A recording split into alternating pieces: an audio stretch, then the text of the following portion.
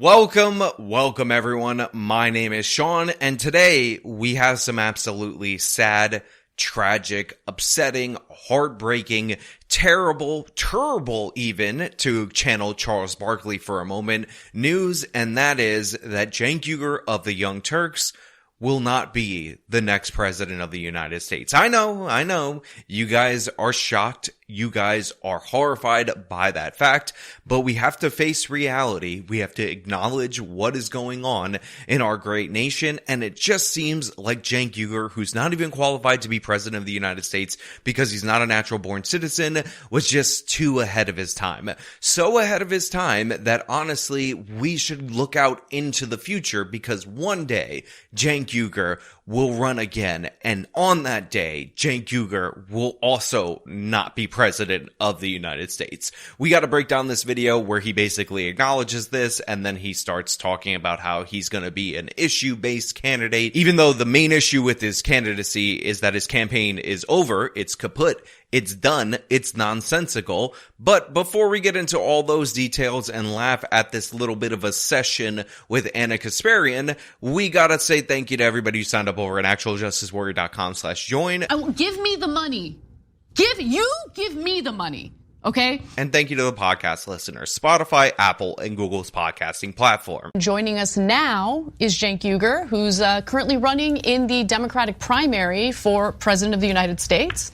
So Cenk, it's been a while since we've talked, and I'm sure there's lots of updates, so... Now look, I know this is going to sound harsh, because you guys out there in the audience all know that Ana Kasparian and I are literally best friends in the whole wide world. There's not a pair that is closer in terms of our amazing friendship, but friends gotta be honest with friends, and this whole farce where Anna's like, I'm having Cenk Uygur on his own show in a company that he founded as a guest to talk about his presidential run, and even that little added bar where she's like, hey, we haven't spoke in a long time, when he was on the show the day before hosting it, and Anna's the co-host, is ridiculous and absurd. As much as Ana respects Cenk, and by the way, both of them have each other's back through thick and thin, which is a very respectable quality, and I mean that in a very unironic way, I know for a fact she's going to be happy to not have to do this performative, you're my guest, Cenk, and I haven't spoken to you in a really long time, even though we work in the same office and speak every day. I'm really gonna appreciate when Ana doesn't have to do this anymore. It was bad during the congressional run, but since this had even less of a chance of success, it just comes off as even more absurd. It seems less and less likely that, your primary run is gonna go anywhere. So what are your plans? Are you gonna stay in the race?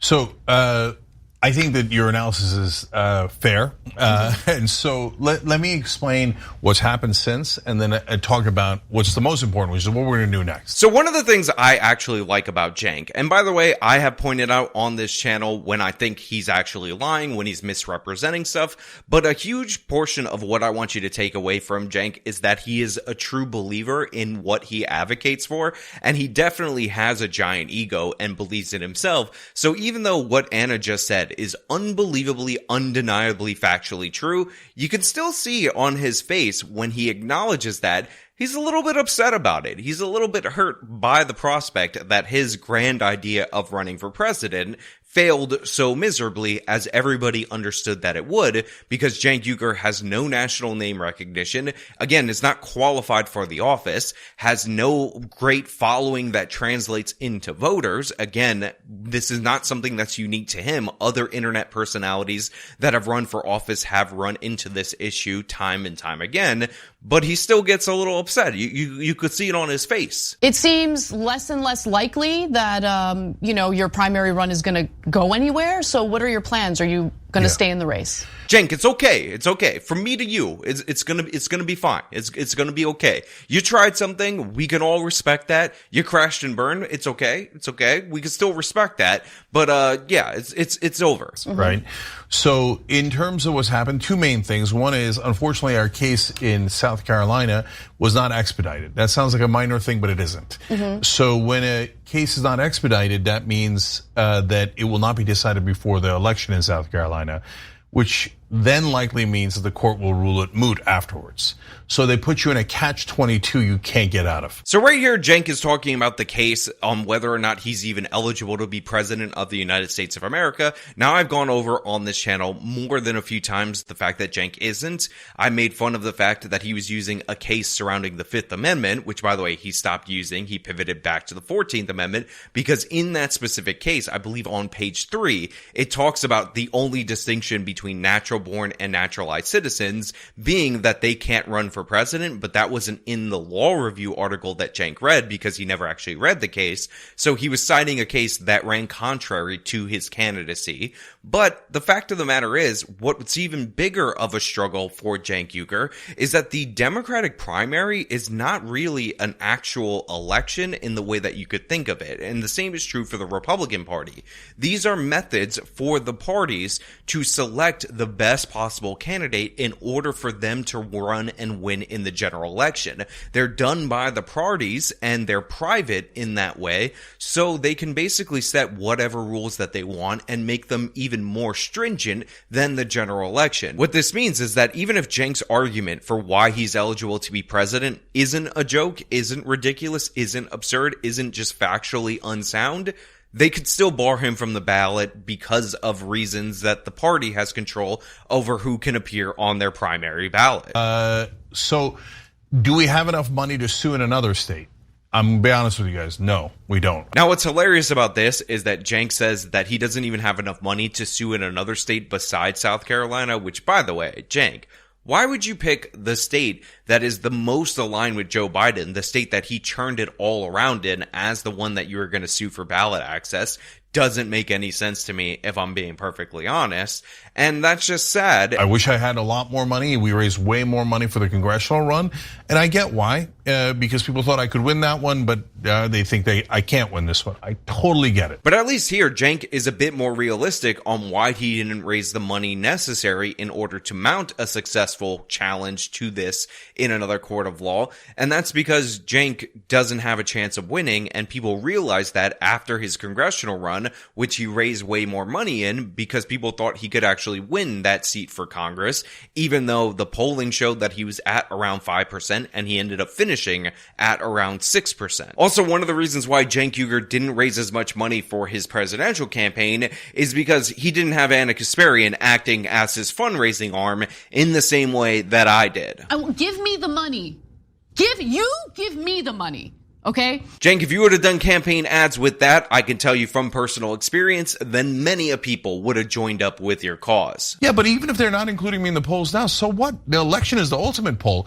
And I'm on the ballot in Vermont. I'm on the ballot in Texas, Oklahoma, and a whole bunch of Super Tuesday states. So what I'm gonna do is I'm gonna turn my campaign into a message campaign.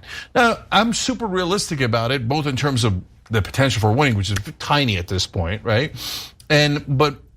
And also even the idea of getting a message out, that's also very difficult, right? So one of the things that you'll notice about Cenk, if you watch the Young Turks as much as I do, being a member of the Young Turks for a very long time, is that he's actually quite optimistic. He tries to put his best foot forward. So even though he got walloped in the states that he was on the ballot, even though he's not qualified to be president and his case isn't even that interesting to the court and worth hearing, Cenk has decided that he is going to talk about the states where he is on the ballot and how he's going to pivot to an issue-based campaign. For example, they tried to write in ceasefire in New Hampshire, and it got a lot of votes, and I got a lot of votes, and then they didn't report it. They just said 10,000 votes that were written in, but we're not going to tell you who they were. Total? Total. Okay. Okay. So it's possible that I came in third. It's possible ceasefire came in third, right? But it's unreported. So I just want to point out that one of Cenk's inspirations for why he's going to be running on a single issue is the fact that in New Hampshire, some people said, hey, we should write in ceasefire.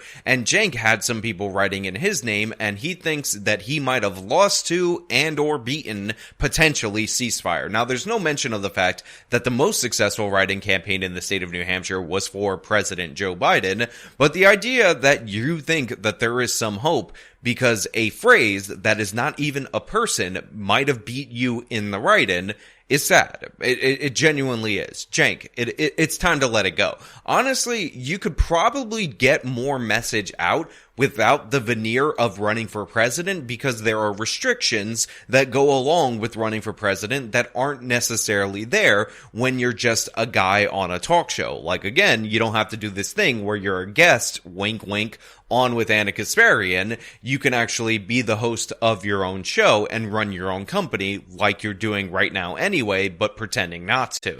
But I'm like, you can't not report it on the states that I'm in. So now I'm going to try to do something audacious as I always do, which is to try to win Vermont. Okay. Like, I'm not unrealistic. Texas is a giant state. In 5 weeks, we are not going to be able to get our message out effectively enough, especially with mainstream media stonewalling me, that I'm going to win Texas. That's crazy. On the other hand, Vermont is smaller than a congressional district. It's the home of progressives. Does Vermont want to send a message, end the war, end the occupation? Now, if I won, no one would dispute that that would be stunning, and the message will have been delivered, right?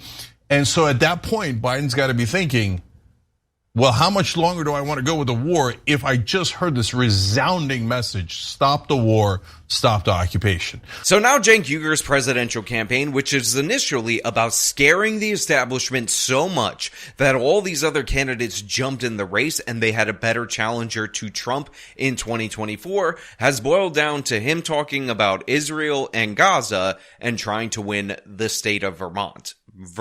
One of the smaller states, one of the few states that put him on the ballot. Cenk is trying to win that state so that way he can say, wow, this is a message that you shouldn't be supporting the Israelis, Joseph Biden. You should support the Gazans because, you know, I'm Cenk Uygur and I'm going to run completely on the anti-Israel ticket for the rest of my campaign, which only exists in the state of Vermont. So Cenk Uygur for president of the state of Vermont. Now look, it is going to be hilarious when Cenk doesn't win Vermont, when Bernie Sanders, who I believe already endorsed Joe Biden, actually doubles down on that endorsement of Joe Biden. But the over-under is 5% in terms of the vote turnout for Cenk Uygur in the state of Vermont on the let's back up the Gazans issue. But again, if people say, hey, you know, your chances are totally unrealistic now, so I don't want to give my hard-earned money, $25, $5, whatever it is, I totally get it, guys. I'm the only candidate that'll ever say that, right?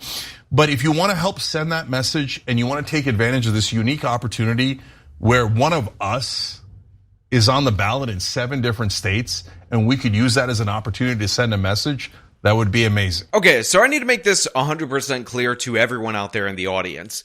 Don't give Cenk Uygur your money. Do not donate to his presidential campaign. That is ridiculous. That is absurd. He can't win. And on top of that, he didn't spend all of the money from his congressional campaign. I believe he ended up transferring that money to Cenk PAC or some other political action committee that he ended up starting. And considering he got walloped while pretending he was the front runner during the course of that primary process, he's not a good steward with your money. It's going to go into some other organization, and you don't want that to happen to your hard-earned money. So don't give him money. He's already saying he's not going to win. Let him spend his own money on it. Let him use all that money from those sweet, sweet book sales in order to finance his campaign. Believe me, many of you got bills to pay, so go pay your own bills. Deal with the problems in your own life rather than having Cenk run this ridiculous, absurd one issue. I'm going to try to win this one small state because it's one of the 7 states that put me on the ballot, so that can somehow be extrapolated to a message from Vermont, a non-competitive state,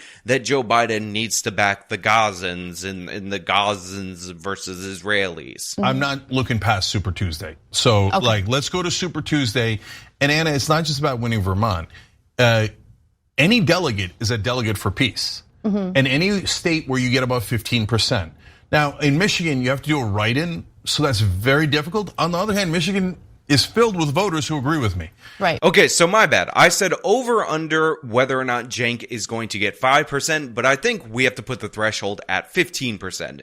Do you think Cenk is going to get 15% in the state of Vermont? Again, the state that elected Bernie Sanders, running on a let's back up the Gazastanis rather than the Israelis, or even the possibility of Michigan, which has a large Islamic population. That's what Cenk is saying when he says they got a large group of people that agree with him. Do you think it's even possible for him to lock down that 15%? I'm going to say no. I'm going to say it's not possible. I'm going to say he's definitely going to lose. Michigan being a write-in definitely hurts him. But I want to know what you think. Are you taking the over or are you taking the under? 15% for Mr. Cenk Uygur. Does he get one delegate to send to the convention? And maybe he does, because I think he could be on the ballot in American Samoa. But what I'm worried about and why I got in the race in the first place, because I'm worried if Trump wins, there is no 2028.